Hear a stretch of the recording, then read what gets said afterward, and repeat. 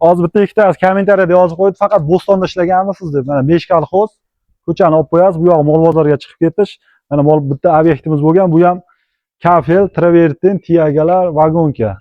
Hammasini o'zimiz qilganmiz. Kafellarga bir baho berasizlar. O'sha orqasiga almotra qoqilib simlar to'qilgan. Travertimiz oltin travertindan bo'lgan. Gruntovkasi o'sha qimmat gruntovkadan surtilgan travertinning o'zidan emas. Bu ham o'sha oltinning o'zi gruntovkasi bor. Sho'r dushaydi akalar. O Rossiyada yurgan akalar sho'r dushaydi, shu esdan chiqmasin. Va ishlar bir baho berib qo'yasizlar.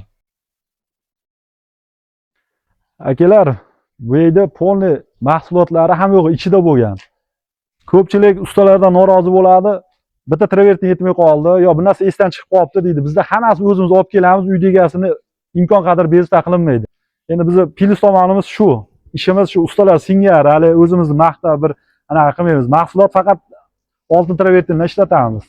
Shu ishlar ko'rib baho beraverasizlar aka, mana hali ko'p gapirma deydi, ishingni ko'rsat deganlarga ishimiz shu.